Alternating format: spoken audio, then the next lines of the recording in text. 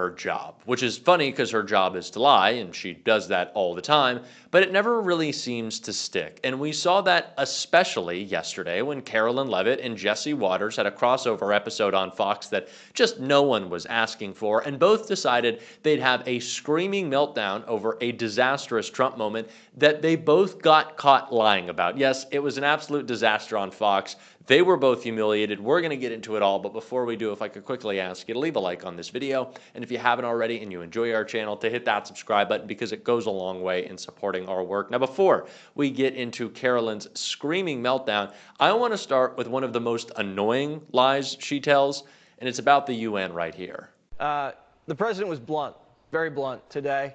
It was definitely useful because these people have to get their act together. Do you think the UN heard the president loud and clear?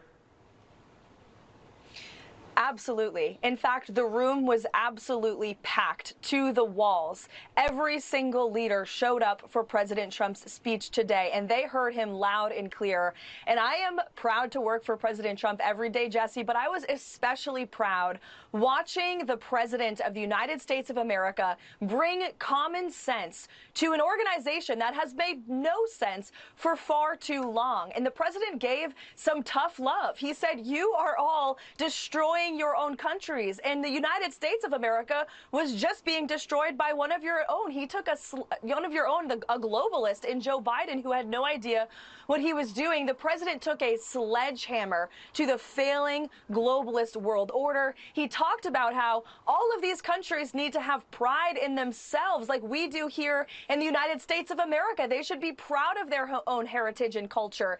And Japan is beautiful, and Italy is beautiful, and the UK is beautiful because they all have their own unique history. I think anyone who watches this show consistently knows that I have a very personal beef with Karoline Leavitt, and I just can't stand her, and nothing brings me more joy than to call out her bullshit. But this lie in particular, this narrative really that she tries to push really gets under my skin and drives me batshit crazy. Of course the UN was packed. Everyone was there, not for Donald Trump, but because everybody was there. Did you think this was about him? It was not. Karoline Leavitt does this thing when Donald Trump is giving a major address. There's a press conference, some big announcements happening. It's usually about, I guess, Tylenol at this point, causing autism, which is still just not true. No matter how many times Trump screams, don't take Tylenol.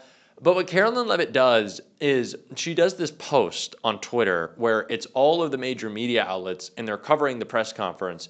And she's like, "We have the attention of everybody. He's the president of the United States. It has nothing to do with Donald Trump. Why are you patting yourselves on the back for making news by being an idiot? It doesn't make any sense." Like, if Donald Trump did something horrible, maybe every day, we're going to cover it. It's not a good thing about him. I know I'm just rambling at this point, but it just peeves me so much, especially when Karoline Leavitt is telling stupid lies like she did about the escalator at the UN last night, which, funny enough, she wasn't too bang on about. All right, Karoline, it does appear to be sabotage with the escalator and the teleprompter. What is the White House going to do about that? Well, Jesse, that's definitely what it appears to be to me, and that's why I put out a statement earlier. There was some concerning reporting over the weekend from the London Times, as you pointed out, that UN globalist staffers were basically plotting to set up the president of the United States. And first it was the escalator, then it was the teleprompter, and then Katie Pavlich from Town Hall, who we offered a seat in the press pool to cover the president's historic speech today, noticed that the audio inside of the room was much lower and different for the president of the United States than the previous speaker. So when you put all of this together, it doesn't look like a coincidence to me. Oh no, what a crisis. The fat ass in chief wasn't able to scoot his butt up 7 stairs? It was 7 stairs. Call in the National Guard. We've called them in for less. Should we carry Mr. Trump up the escalator? Like, does he need special assistance? I thought that this was the guy who was in the greatest shape of all time. Are the Big Macs starting to weigh him down, Karoline? But this was such a non-story and a non-issue to begin with. Even when Karoline Leavitt and Jesse Waters were calling for the UN to either be investigated or bombed. Yes, that is what Jesse said. But Karoline, I don't think you were paying attention to that moment, because the real truth about Escalator Gate just came out. Insiders spill embarrassing truth about Trump's UN pratfalls. At the UN, the escalator stopped immediately after Trump and his wife Melania stepped onto it ahead of his maiden speech. Video showed the president, 79, looking around before he and the First Lady started to walk up the unmoving escalator. White House Press Secretary Karoline Leavitt posted a tweet later demanding an investigation into whether someone had intentionally halted the escalator. But according to someone familiar with the situation, someone in the president's own entourage accidentally tripped the emergency stop. They were able to quickly reset it and move on, but the president's UN challenges didn't stop there, a source told the Daily Beast. As Trump took the podium to speak, he complained that the teleprompter was not working. Instead, he had to read the printed copy of his speech. However, a person with knowledge of the situation revealed that delegations are allowed to bring their own laptops and teleprompter operators, and the UN was not running it for Trump's speech. The source said that the White House had its own laptop, and UN technicians were not in the booth for the president's address. Ultimately, the entire situation may have happened because the president's team needed more time to set it up. It was suggested that they did not arrive with enough time to make sure their equipment was plugged in and ready to go.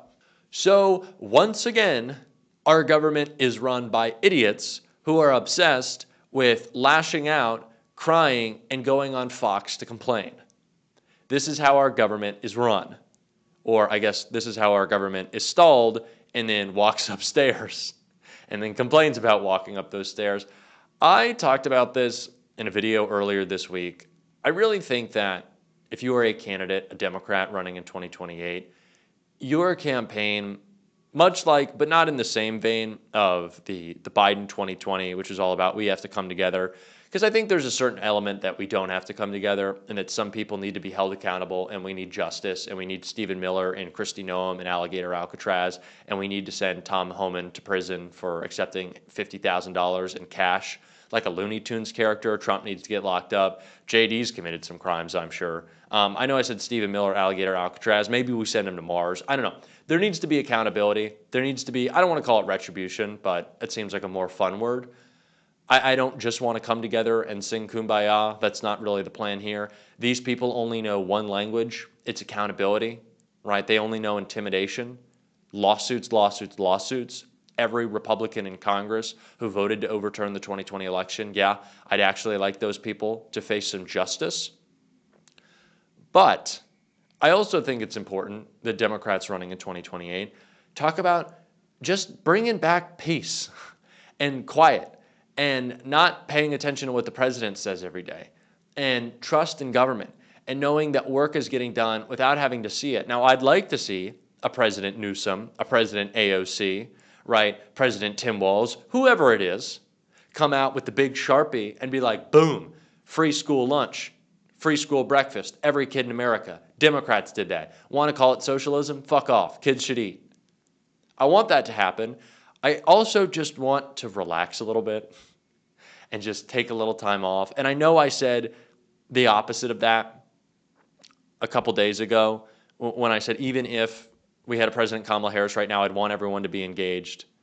But I just think that a little time off would be great and a little going after the people who have wronged this nation, which Jasmine Crockett, someone who I hope plays an integral role in doing that, talked about as it relates to Tom Homan right here.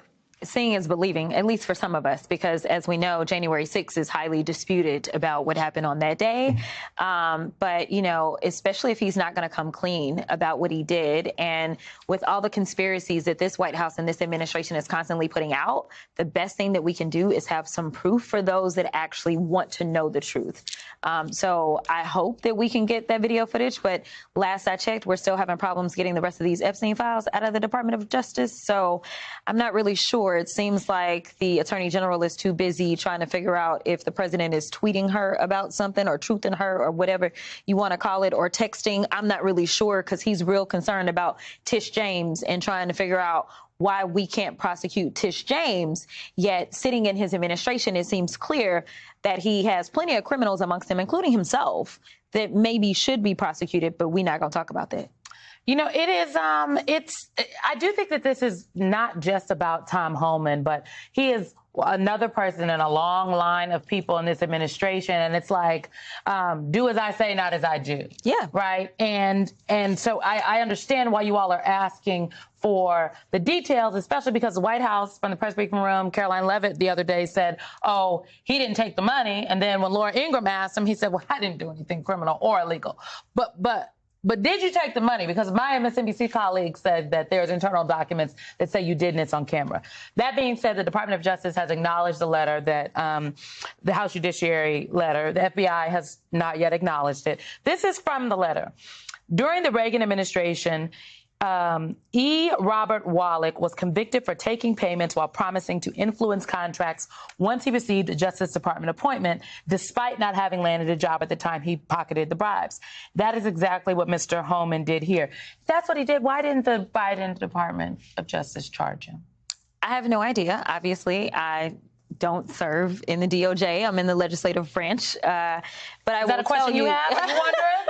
No, I mean, hopefully we can get an answer to that as well. I think, just this week or last week, I talked about if there was one disappointment I had is the fact that, there wasn't an aggressive prosecution on the now president of the United States, because maybe he could have been sitting somewhere not bothering the rest of us if we had just kind of done our part and made sure there was prosecutions that went forward a little quicker. But as it relates to this particular thing, I think it is important for the American people to understand that when it comes to things such as conspiracy, which is laid out in this letter, it's not whether or not the underlying offense actually takes place. For instance, when you were talking about solicitation, if you're talking about solicitation and it has to do with, say, prostitution, it's not a matter of whether or not the prostitution took place. The solicitation is complete once you actually engage in the agreement. That is enough for solicitation. These people are crooks, and I would prefer it if we didn't treat them any other way than like crooks. I am certainly going to on this show. We're shooting straight every single day. If you want to support that, as always, you can hit that subscribe button, leave a like on this video. If you stuck around to the end, drop a blue heart in the comments. And if you want to support the show in another way, as always, you can become a subscriber, free or paid, to my Substack, linked below or right here. And also, I want to ask y'all, I've been thinking about maybe doing some members-only content. Nothing that would be super breaking news, but maybe stuff that doesn't appear on the main show. Just kind of hanging out, talking, rants at the end of the day. I want to know if y'all are interested in that, because I don't want to do it if y'all aren't. But I think it could be fun. I've got some stuff I want to talk about, but we'll save that for a different day. Keep on fighting. Don't let them silence you. And until next time, I'll see you soon.